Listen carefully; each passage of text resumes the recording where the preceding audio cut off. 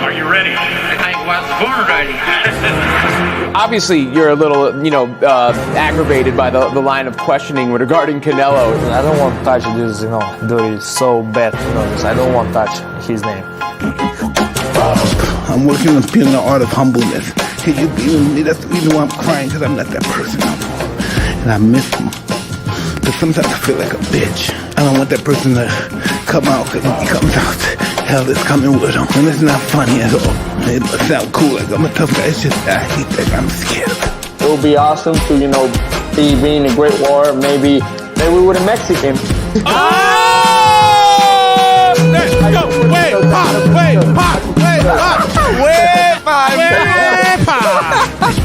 I have to put the joke. No, hey, thank you for playing, man. I appreciate you. Good timing. Can't put predictions, man, but I definitely don't want to leave it to the judges.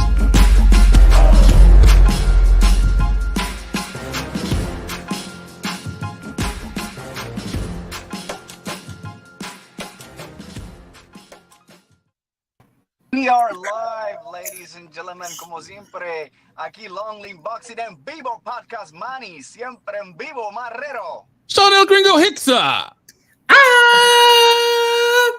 Hopper. We came in and breaking it down like it is, like it should be. That way we know how to do it. We got a very good show today, Hopper. What do we got, man? We got some good shit going on, bro. Man, we're talking. Feeling better, bro. Oh, thank you. Yeah, taking it one day at a time, feeling stronger every day, baby. So I'll be back in no time, man. I'm not even worried about that. But today we're gonna be talking about our top 5 pound for pound. But we also want to talk about the Canelo versus Charlo press conferences, man. Was that the one with was Jamal Charlo there? I can't tell which one is which.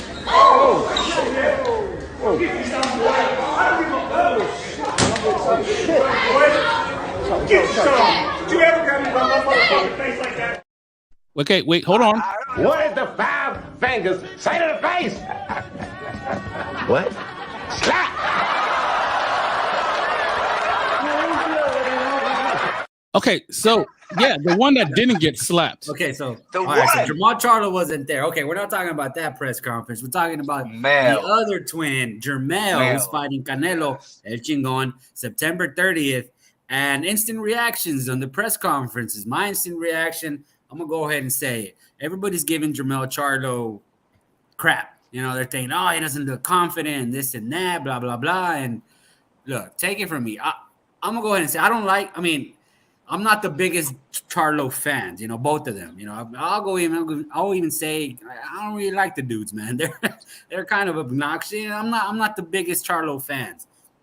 But say the man is lacking confidence based off of press conferences, man. Come on now. No, man. I think the man is I think it's game, recognized game. He's in there across from Canelo, and he's a little starstruck.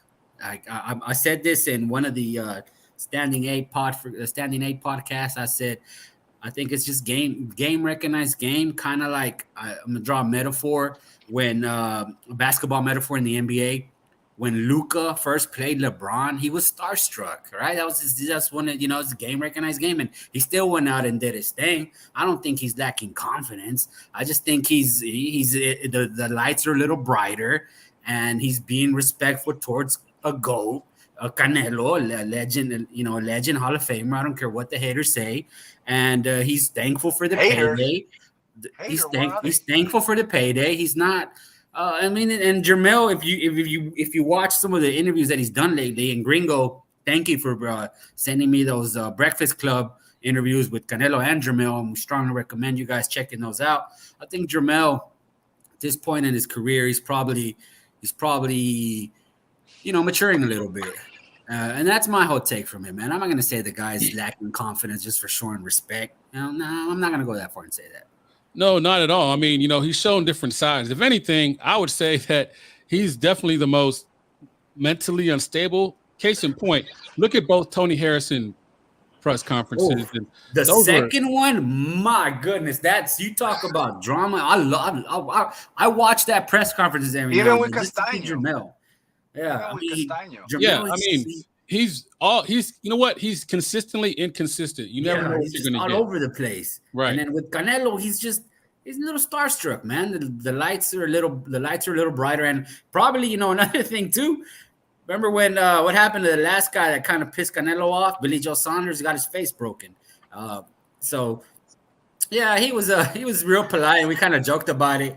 I was waiting for him to call him Mr. Alvarez. Mr. Alvarez, sir, thank you for the opportunity. So. It was coming. If we would have waited a little bit longer, it was right there.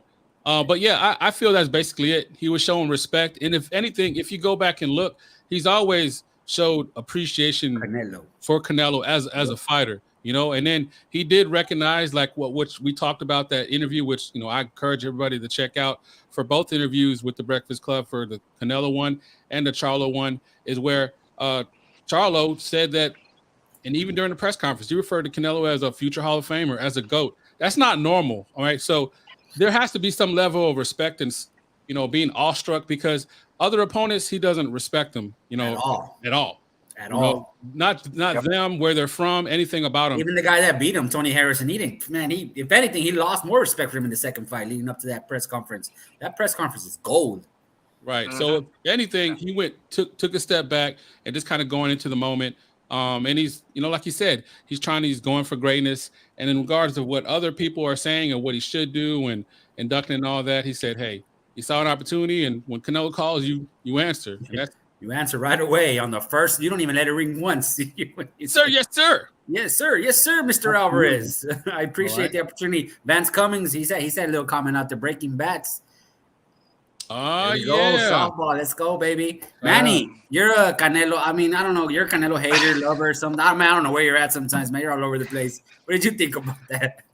Well, I mean, it's a love and hate relationship and that, but it's very unpredictable what Canelo wants to do, and he's doing whatever he wants to, and I think he gets criticized a lot, and I've been on that boat criticizing his decision making, and I remember a few years ago before he even went up to 168, right? The fight that it was supposed to happen around that time, it was with the Charlos, either or, right? So I don't see. First of all, I kind of disappointed at people that wanted this fight, and now they're just always talking about whether cherry picking, making someone go up, 2 weight divisions and all that. But listen, at the end of the day, this is a great opportunity for him to go into a different promotion, going to PBC and starting right out of the bat, the face of PBC. If you think about it, guys, who are the face of PBC? The Charlo brothers. That makes sense. I mean, Spence was part of it, but he's no longer a champion. Who's the undisputed champion? So it's great to see that. Unfortunately, Mal couldn't do it, and it just didn't really make sense when that actually came out, because he's got a lot of problems. He's got issues himself. 2.5 years without fighting. He's got a divorce. Who wants to make a big payday and split that shit out? I mean, you just think about it. So when little Charlo came into the conversation, I'm like, damn, I can see now his reaction towards that, because it's a fantastic opportunity to finally make money, right? And you're going to be respectful of that. I'm watching Stephen A. Smith this morning, in his interview, and I was like, wow.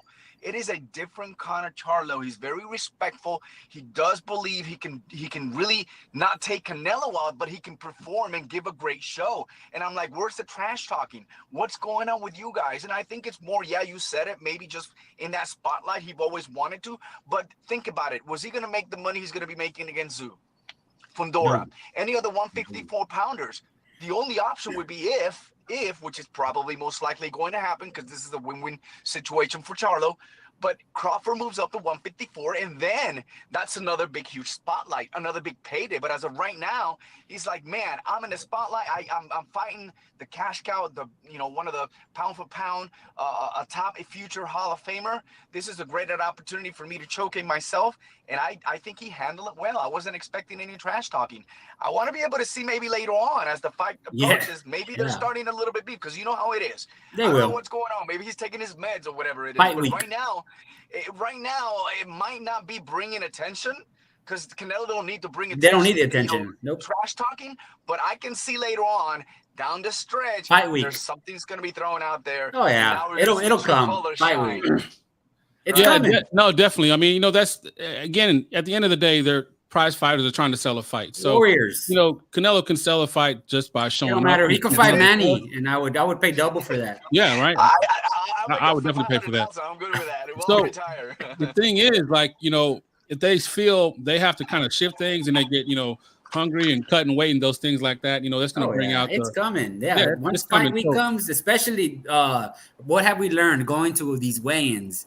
At the weigh-ins, fighters are cranky. The boxers are super cranky. Yeah. They're cutting weight. They don't want to talk to nobody. No. So they're agitated, and that's probably the best opportunity when we get to see. But Mel don't have to cut weight. He's just gonna have to put a weight. I guess he doesn't have to cut it now because I think maybe a few pounds. He didn't want to reveal how much he walks around that in the Breakfast Club interview. He said, "I'm not gonna tell you." Which is kind of smart. Oh yeah. Just real quick before we start, thank you everybody that's in the chat, man. Appreciate all the comments. We're gonna get to our top 5 or bottom 5, however you want to look at them, real quick, as far as pound for pound in boxing. And again, these are our opinions, all right? So how did it feel, Hopper and Manny, to hear Canelo giving so much praise to PBC? Were you like, what? Bro, what are you talking about, man? Even I know you were loving it. I know you were blessing your Al Heyman poster in your room. You were yeah. That's man, this is from Gringo, man.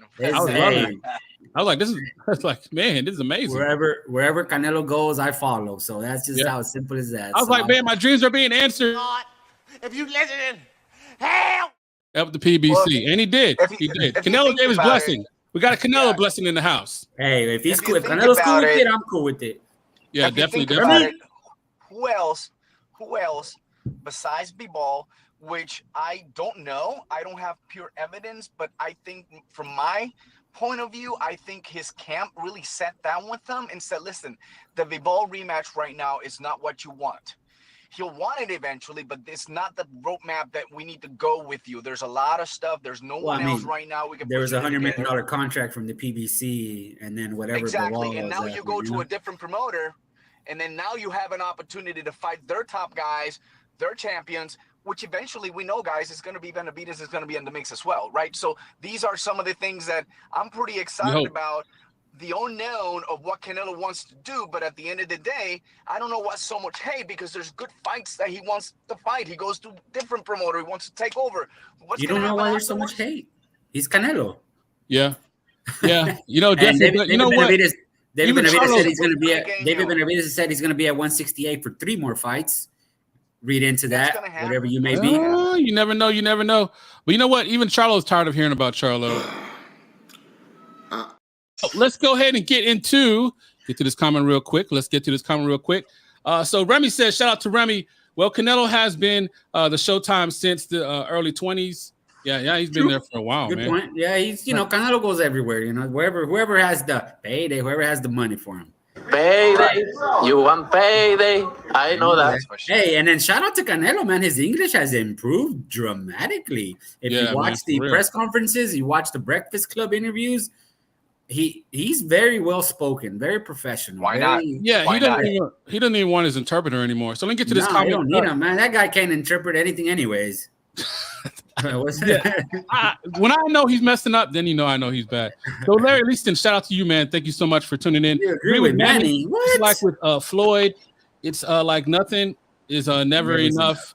Now he's gonna fight both Charlo and it's Canelo, man. Canelo can fight Tyson Fury, and they'll say he's ducking somebody. It don't matter. It don't matter what Canelo does, man. He's always gonna catch hate. Yeah, you can't win. It is what it is. So let's go ahead and get to it. I mean, one last thought about that, and this is very interesting, right? Because at 168, and even Canelo has mentioned, who wants to fight me? Everyone wants to fight me. There has to be a tournament. What I'm excited about is to see Boo Andrade most likely go against Benavidez. That's like a slash kind of tournament, waiting for his turn, right? So I'm glad he's getting an opportunity. I don't know if it's going to finalize that fight, or I don't know the outcome of the fight, but at least 2 good guys are going to go at it to wait for Canelo. So this is great, man, for 168, and for people that like boxing. Don't look at just the name of the boxer. Don't look at Canelo. Don't look at Charlo. Don't look at him. We got fights going on, man, and then they're going to be very good ones. No, definitely, I agree with that. And also, I want to say real quick before you guys start adding us when we start giving our top 5. Please feel free to shine on us with who your top 5s are as well, because, hey, that's why we're here. Interaction, man. We love hearing from the people. Power to the people. And with that being said, Hopper, this is your segment. So how do you want to go about it, man? You can go ahead and lead things off. Here. Let me go ahead and start, baby. Top 5 pound for pound. Here we go. Hold on. I gotta do your intro. I gotta find it first. Here we go. I want peace. I want problems always. I want problems, baby. All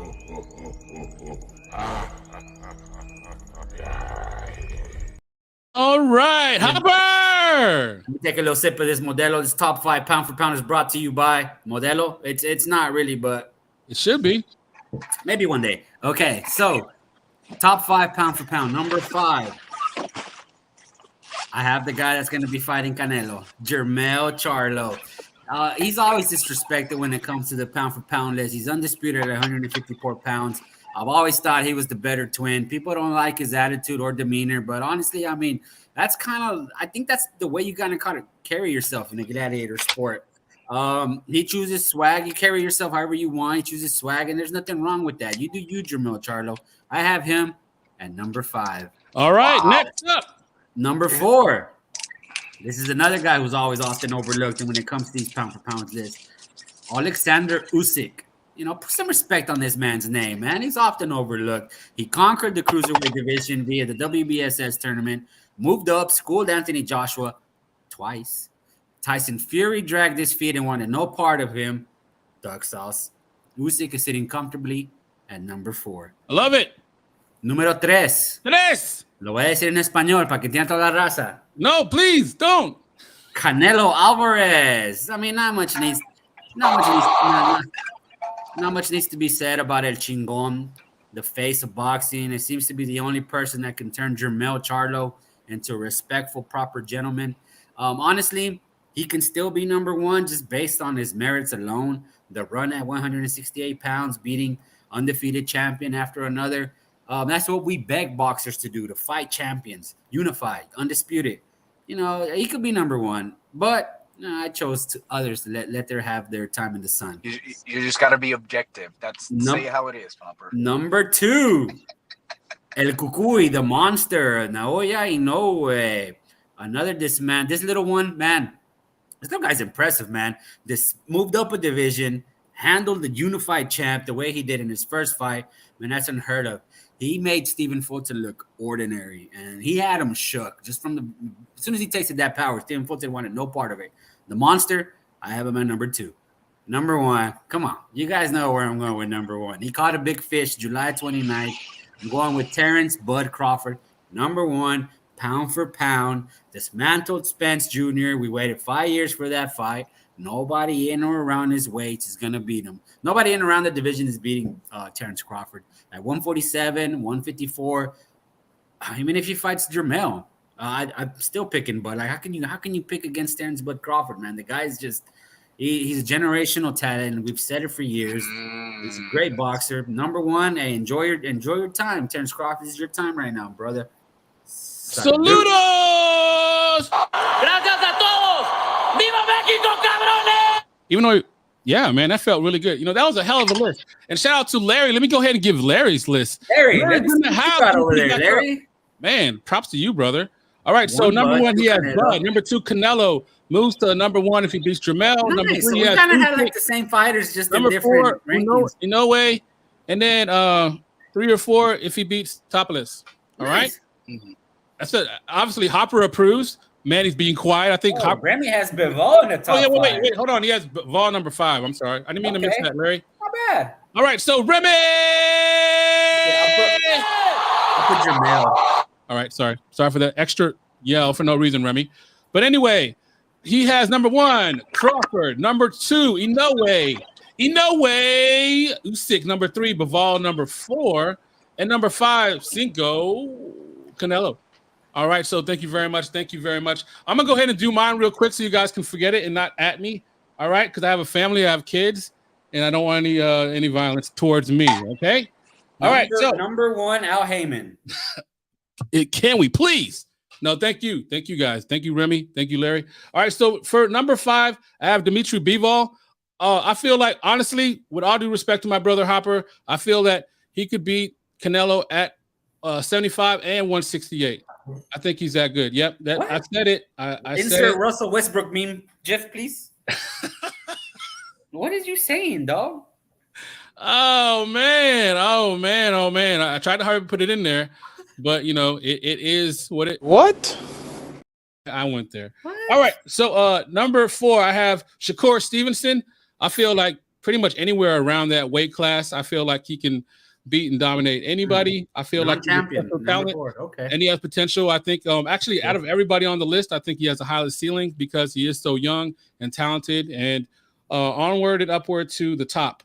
Number 3, I know when this list was originally created, it was for Sugar Ray Robinson if he would ever fight the Brown Bomber. If they were the same size, so you didn't put heavyweights on there. That was the whole point.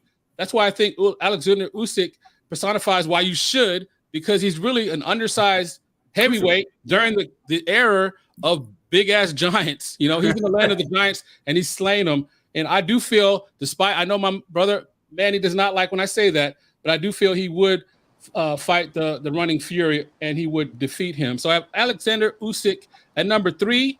And then at number 2, I have the monster Inoue. And then at number 1, even though his fans are annoying, I do have Bud Crawford because I do feel that, Bud Crawford would beat anybody at 140, 147, 154. He set a catch weight of 158. Yeah, I don't see anybody beating him in that range. So like the Bud range, stay out that Bud range. Stay safe. His airspace. Yeah, it's not worth it. So again, real quick, number 1, Bud. Number 2, Monster. Number 3, Usyk. Number 4, Shakur. And Dimitri Bivol. Number 5, making it rain on you. Making it rain on you. If you listen, hell. Please. Yeah, all right. I mean, that's cool. I mean, it's cute. All right, here we go. He's all sweating. He cannot wait to go. He's got, okay, first of all. He has Subriel Matias, number 1. Xander Zayas, number 2. Nestor Bravo, number 3. I just want to say this is sponsored by Maestro Dobel. It's going down. Dude, you're going to wake up on the freeway. Yeah. Oh, shit. You're driving, bro. He's a designated driver. Yep, right, I got a designated driver. You're supposed to come pick me up. Oh, shit. Hey, listen. Man, what are we talking about? Top 5? Listen, man. I dropped my number 5 to 6, and my 6 went up to number 5. That is Devin Haney. Devin Haney to be the king. You don't like Devin Haney. Devin Haney to be the king. You got to beat the king, and I think he did that based on the judges. Seen the fight 5 times right now. I think he put a hell of a good fight. He learned a lot. He was able to overcome a lot of what Loma was able to do. I don't agree with the judges, but at the end of the day is what the judges say. These guys undisputed. He fought a hell of a fight against Lomachenko, so I have to give it up to them. Undisputed, man, nowadays. They're becoming popular, but it's not freaking easy to get up there when you want. Number 4, man, numero 4. Number 4 definitely is going to be Alexander Usyk. Usyk is someone that's probably most likely going to start moving up. I was hoping Tyson Fury, which is the one that I went into number 6. It's because I wanted to see that fight. I want to see Undisputed, and it just didn't happen right now. So Usyk did drop down in my list. He's a very solid number 4. And I think that eventually that probably can move on depending on what happens in the next fight. Not in the next fight, but the next one. I forget who he's fighting, but he's not fighting anyone, that merits to jump up in a spot. On a spot that is number 3, Soul, I agree with my brother Hopper. It is Saul Canelo Alvarez. Right now, he's probably going to move up to my 2 position if he beats Charlo. He's accomplishing many things in the face of boxing. You gotta have him up there. Hate him, debate him. You don't like him. Hey, guess what? Good point, Larry. All right, number 2, man. Number 2, and I tell you what, this is gonna switch out at the end of the year. But bro, it's been doing so many things, man. 118, 122. He'll be undisputed by the end of the year. And then after that, who knows if he goes to 126? Can he take 126? I do think so. There's no more to do. 122, 126 will give him a lot of chances. 3-time undisputed, who knows? But he's a solid number 2. Came down from a number 1, and I got to bring up to the number 1, Terrence Bud Crawford, 2-time undisputed. Listen, a lot of people were saying Spence 3, Spence 4 in my top pound for pound. Spence this, Spence that, and now you're thinking that Spence is not the Spence that we used to know. Right, it doesn't matter, right? He did beat him. The way he beat him, I think he definitely has a chance. A lot of people talk about him that 140 wasn't really stacked or anything like that. He really ran through it. Now he moved up to 147. He kind of fought pretty much most of the ones the Spence did fight. beat Spence the way he do it, and I think right now he does merit that number one in my list. So yes, y'all but Crawford fans, keep enjoying it. You got a good one, man. And when you got it, there's not much you can say. No, man, I love it, man. That was a good old list, man. The list, bro. We have almost the exact same list except for number 5, and I debated either putting Devin Haney or Jermell on number 5, but I have to put him. I gotta rock with him because right now Haney is a huge attraction, and a lot of boxing fans and casuals are really looking to see who is he gonna fight next. Yeah, and I love me some Devin Haney. You know, Devin Haney's my boy. Been rocking with that dude for years, man. I'm not a fan. And you don't even like Devin Haney. That's what he doesn't. No, he does. But you know, that's the alcohol talking right now. Yeah, that is the alcohol. That's yeah. strong ass comes out there, bro. So speaking of the truth coming out, the truth behind it is, Hobby, you want to kind of give some insight on why you wanted to kind of do this pound for pound, or something that was kind of itching at you? I did, and we only did top 5 pound for pound, and Remy kind of touched on it a little bit. If you could put Remy's comment up there again, if we would have done top 10, and you guys had Tank on that list, man, just Kobe trash, bro. If you got Tank on your top 10 pound for pound list, your list is trash. I mean, is he popular? Yes. Is he accomplished? No. I mean, this is the pound for pound list, in my opinion, is, people say, oh, it's based off of skills, but how do you prove your skills? By winning championships. Tank is over there. He's on the Mayweather protection plan. They want to make money, which is fine, but you're not going to fool people that follow boxing closely. And you're not going to fool us. You're not going to fool us in thinking you're accomplished or you're doing something for your legacy when you're making these fighters, the Latino fighters, Leo Santa Cruz, Hector Garcia, move up in weight. You're putting catch weight and rehydration clauses on Mario Barrios and Ryan Garcia. You're picking up Mickey Mouse belts at 140 pounds. You haven't fought a champion since Sniper Pedraza. Yeah, you're popular, of course, but accomplished? No, you're not, man. No, see, and that's the thing, though. I'm glad you guys didn't put Tank on any of your lists because this show would have dragged on for an hour, man. Come on. Tank is popular, but he's not accomplished, man. I don't know why people keep giving him these props like, oh, he's this and that. He has all these sharks in and around his division to prove himself. Devin Haney. And if he moves up to 140 pounds, Josh Taylor, Jose Ramirez, Teofimo, all these other guys, man, especially 135 pounds with Shakur. Dude, come on, bro. You can fool the casuals. Oh, he's getting these knockouts. Yeah, against Rolly Romero. But is he fighting the elite of the division? He's not even a champion, bro. No, definitely. Well, yeah, and as Remy would say, facts on that one for sure. So, yeah, definitely appreciate that. And thank you very much, Larry. Yeah, don't forget about Teofimo. And I agree. If he beats Regis or Jose Ramirez, he should move up the list as well, as far as your list. And I think he deserves it as well because he had a hell of a performance. And let's talk about as far as that protection plan, because you know what? One thing we'll say about Floyd is he's always thinking Floyd. Talking about everybody else in a pound for pound. But when is Gervonta Davis going to go somewhere in a pound for pound? Anui, do Anui deserve to be in a pound for pound? Absolutely. Do Terrence Crawford deserve to be in a pound for pound? Absolutely. But what about Gervonta Davis? Bitch. You know what he's doing? He's throwing that answer. He knows the answer to that question. He knows the answer to that question. Yeah. If he wants Tank on that pound for pound list, he will let him fight Shakur. He will let him fight Devin Haney. He will let him fight, bro. Mayweather knows what he's doing, man. No, he definitely is. Come down to one, but the problem is he's not gonna make him go down. You know, he's gonna make him. No, he's talking about wanting to fight Monster. Yeah. He knew he had a catch weight. Yeah, but that's bullshit. What? So Monster will go 126 and then rehydrate them. Fuck that shit. Why don't you come down and fight Navarrete? Come down and fight him 130, right? Oh, you couldn't fight with Leo 130. Oh my God! I mean, come on. Yeah, you know, it's kind of an interesting thing because he does have a lot of talent around him. Like we said, you know, those satellites around him, there's a lot of threats, more than threats. I mean, and he hasn't fought any of them. And he's not going to fight them. And he's exciting. It's exciting. It's exciting boxing. It's I mean, sells well, and that's what people want.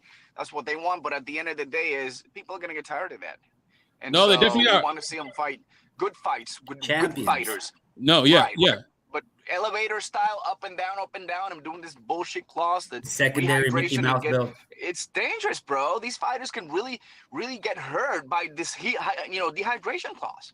No, definitely. So let's get to this last comment, then we'll go ahead and close things out. Remy, Tank looking to rematch Pitbull Cruz instead of fighting Shakur for the vacant WBC. And can't forget our man, Nando Yama. Saludo. Thank you guys. Appreciate you guys, man. Yeah. Oh, definitely. So, Manny, you're sweating so much. Your shirt went from blue to purple. He's in the dark now. Where are you at, Manny? What's going on over there, bro? You ain't picked me up yet. He's on Papusa Avenue. Hey, Manny, if you pick me up, bro, we could park in the handicap, bro, right in the front. Come on, bro. No, yeah, we thought that we were going to get Manny to do the show, man, because he's always busy. He's always got something going on with the ladies. No apologies for being late, but I got caught up with some punana. Manny! That's my bro. Fun this week, man. It's been fun this week to be off and just stay home and not travel. It's going to get busy at work, so I'm glad that I got time to unwind. Just going to meet some friends. And have Manny's getting really interrogated. Yeah, but at the end of the day, guys, I'm still in love with He was forced to put Devin Haney on that list. He was tortured. Excited, bro. And I got to say something before I leave, man. We got 5 champions total. 1, Amanda Serrano. Number 2, Bomba Gonzalez. Number 3, Subriel Matia. And number 4, guess what? The latest one, Manny Rodriguez. So, hey, Nestor Bravo fights tomorrow, I think, right? Nestor Bravo fights tomorrow. Sadly enough, I did get to see Ken Cruz. Oh my God, not sure what happened. Didn't make weight. He didn't miss anything. He got knocked out in the first round. Wow, it was very disappointing. I was like, wow, it was not shocking because I knew he had the best opponent. But anyway, it's a good moment to celebrate right now, especially for Puerto Rican boxing and their fans as well. There's a lot of good stuff coming, and I'm excited. I'm excited, bro. 5 total champions coming. No, definitely, man. Puerto Rico's in the house, man. They're on their way. We can't wait, man. We got love for them. We love you, Puerto Rico, all the time. Oh, man. Hey, how you guys doing? Oh, Bro's in the house, man. The champ is here, man. We got to do the show all over again. Oh, yeah. Hey, Oscar Colasso. Shout out, man. Thank you, Larry, for that one. He's all over it. So, Hopper, final thoughts. So we go ahead and get out of here, man. It's your show. We're just on it because you pay us, and we love it. I pay you guys with love and positive vibes, man. So I need it. Oh, man, just happy we did a show, guys. You know, I enjoyed coming on here and talking boxing. I'm glad neither of you guys had Tank Davis on your list. That's gonna be my final thought again. Tank, need to see you fight somebody already, bro. Quit trying to fool us. Shit. Come on, man. Give me some action. All right, guys. So that's going to close out for today. We'll try to see if we can get another show in this week. But if not, we'll 100% be back next Sunday at 11 a.m. Central Standard Time, noon Eastern Time, and 9 a.m. Central Pacific Time. I'm going to quit talking. I'm going to go. I want to go. Long Live Boxing, you know, they're awesome supporters of our show every Wednesdays. Please, everybody, go follow. EnVivo. We are live, ladies and gentlemen, como siempre, Mari Marrero. Sean El Gringo Hicksa. Hopper. Hey. Always breaking it down like it is, like it should be.